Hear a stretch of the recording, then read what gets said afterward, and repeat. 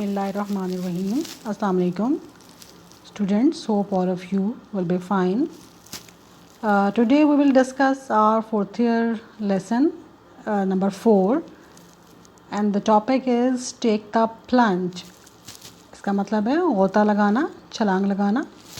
ठीक है जी, ये make sudden drive or jump by Gloria Emerson. First of all, we will discuss about Gloria Emerson. Gloria Emerson was an American author, journalist, and New York Times war correspondent. And she was born on May 19, 1929 in New York, United States, and she died on 3rd August 2004 in New York.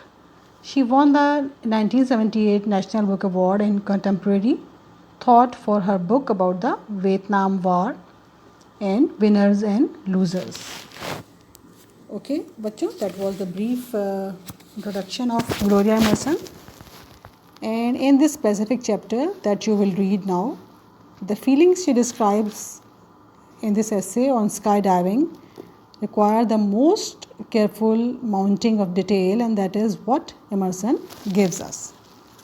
तो जैसे कि topic आपको बच्चों आपको बता रहा है कि कोई इसमें कोई छलांग लगाने का जिक्र हो रहा है, कोई गोता खाने का जिक्र हो रहा है, तो इसमें आपको जो है वो मैं इंट्रोडक्शन आपका बताती हूँ. ठीक है, जो टाइटल है आपका, it means acting in a way that is very difficult और dangerous and that can not be reversed और changed. In the essay, Gloria Emerson jumped in the air from a plane with a parachute on her back. इस essay में Gloria Emerson ने अपना ज़ाती experience आपके साथ share किया है, जिसमें वो एक प्लेन पे चढ़ी थी और वहाँ से उसने पैराशूट के ज़रिए छलांग लगाई थी. Thus after parachuting from the plane, she could not return even if she had wished. और इस तरह से बच्चों जब वो छलांग लगा चुकी थी पैराशूट के ज़रिए, तो इसके लिए मुमकिन नहीं था कि वो दोबारा वापस चली जाती. अब उसको ये छलांग मुकम्मल करनी थी. The jump was final and irreversible, dangerous and risky. ठीक है जी, जो छलांग उसने मारी वो फाइनल डिसीजन था उसका, इरिवर्सिबल था, वापस नहीं पलट सकती थी वो, ख़तरनाक भी था डेफिनेटली. ठीक है बच्चों, तो इस पूरे एस्से के अंदर वो आपको अपना जो है वो प्लान बताएगी, किस तरह से वो प्लान करती रही, किस तरह से उसने छलांग मारी. तो Gloria Emerson wrote this essay to describe her plan of parachuting, her work, physical condition, her training and her jumping. किस तरह से उसने जो है वो उसकी अपनी फ़िज़िकल कंडीशन कैसी थी, कैसे उसने ट्रेनिंग ली. ठीक है जी. And she also wants to tell why she decided to parachute. और उसने उसमें ये भी बताना है कि उसने क्यों फ़ैसला किया कि वो पैराशूट का इस्तेमाल करेगी. She worked in a newspaper office as a journalist when she was preparing to jump out of a plane by parachute. और जब वो ये इस पैराशूट के ज़रिए छलांग लगाने का सोच रही थी, तो उन दिनों में वो एक एज अ जर्नलिस्ट किसी न्यूज़पेपर ऑफिस में काम कर रही थी. ठीक है जी. और जहाँ तक उसकी जिस्मानी हालत का ताल्लुक़ था, तो उसकी बैक और उसके एंकल जो थे वो उसको बहुत ज़्यादा ट्रबल कर रहे थे उन दिनों में. ठीक है.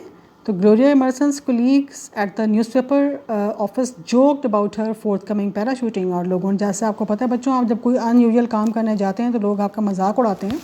तो सेम उसके साथ जो उसके कोलीग्स थे, उन्होंने भी उसका पैराशूटिंग के इवेंट के आने से पहले उसका खूब मजाक उड़ाया. तो इन में during the 1960s Gloria was very anxious to parachute from a plane. बहुत उसको बेचैनी थी, बड़ा इंतज़ार था उस पैराशूटिंग का जो उसने प्लेन के साथ करनी थी. And she was ready to risk everything for it. She wrote brief news stories for women successfully and she now wanted to do something unusually brave. वो ख़वातीन के बारे में लिखा करती थी जो अपनी ज़िंदगी में बड़े नुमायाँ काम करती थी, तो अब वो ख़ुद चाहती थी कि वो ख़ुद भी ऐसा कोई काम करे जो नुमायाँ काम हो. तो in May during the 1960s, Gloria was very anxious to parachute from a plane and she was ready to risk everything for it. She wrote brief news stories for women successfully. She now wanted to do something unusually brave. And Gloria got the training for parachuting very well and jumped out of the Cessna 180. और उसने बच्चों बड़ी अच्छी तरह से training मुकम्मल की अपनी, और उसने जो है वो प्रैक्टिस की. सेस्ना 180 जहाज़ का नाम है, ये प्लेन का नाम है जिससे उसने जंप लगानी थी. Gloria's feelings of success and achievement did not change at any time and remain the same from beginning to end. Then she also had the honour of meeting General James Gavin in her hour of triumph. Thus, her motive of jumping by the parachute was to become famous for it everywhere. ठीक है बच्चों, वो famous होना चाहती थी तो इस तरह से छलांग लगाकर वो फेमस हो गई। ये आपके इस चैप्टर की मुख्तसरन समरी है कि आप ज़िंदगी में कोई काम भी इम्पॉसिबल नहीं है। आप अगर कोशिश करें तो आप हर काम जो है वो बड़े आराम से सर अंजाम दे सकते हैं। ठीक है बच्चों, इस लेसन को अच्छी तरह से पढ़िए। इसके मुश्किल अल्फाज जो हैं वो उनको अंडरलाइन करके उनकी मीनिंग सर्च कीजिए, याद कीजिए साथ साथ। ठीक है, इससे आपको चैप्टर समझने में आसानी होगी।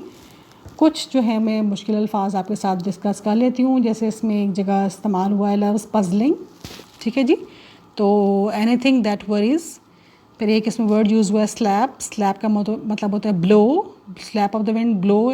ठीक है, ड्रिफ्ट, ड्रिफ्ट का मतलब होता है फ्लो।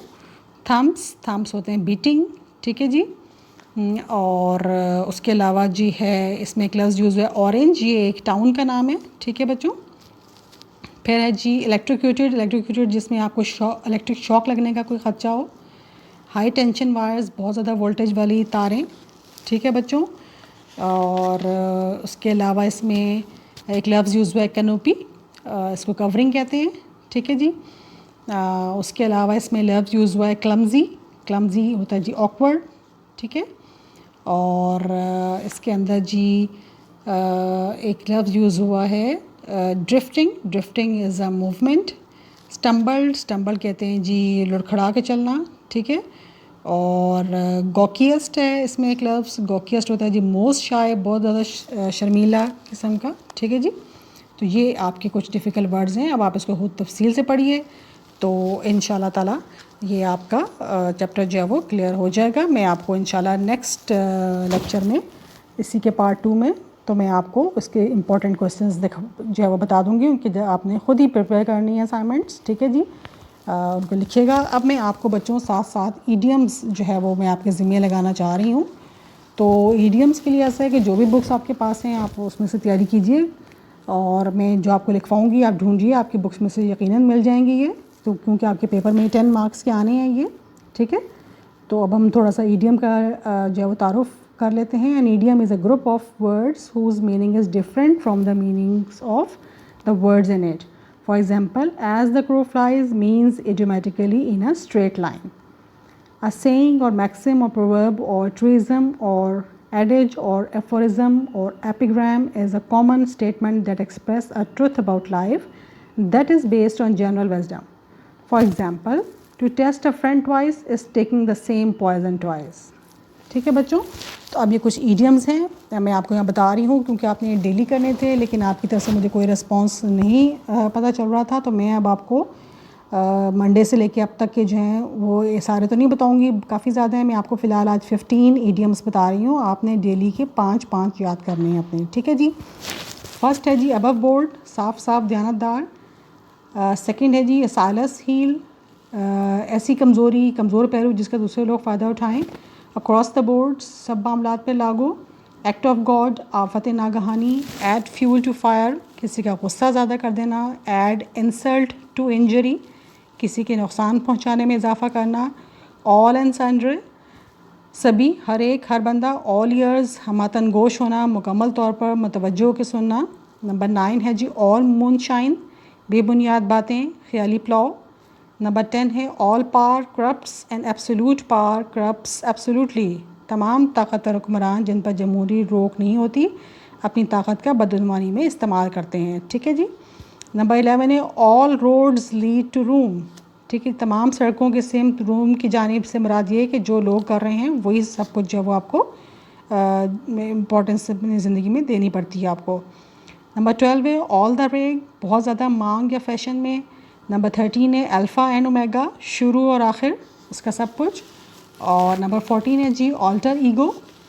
ठीक है, एक शख्स की शख्सियत आपकी अपनी शख्सियत से मुख्तलिफ होना, लेकिन आपकी शख्सियत के दूसरे पहलू को ज़ाहिर करता हुआ होना। एक करीबी दोस्त जो आपके बहुत करीब हो और आपकी तरह हो। ठीक है बच्चों। Number 15 last one is apology for, किसी चीज़ का कमज़ोर सा बदल। ठीक है बच्चों, ये आज आपकी 15 ईडियम्स हो गए हैं। इंशाल्लाह नेक्स्ट लेक्चर में मैं आपको अगले इस वीक के जो 15 रह गए हैं वो मैं आपको इंशाल्लाह ताला कंप्लीट करा दूँगी। तो इनको आप तैयार कीजिए, लिखिए, इनके सेंटेंसेस बनाइए, ये आपके एग्ज़ाम्स में आएंगे और ये आपको तैयार करना आपके लिए लाजमी है। ओके बच्चों, अंटिल नेक्स्ट लेक्चर, अल्लाह हाफ़िज़।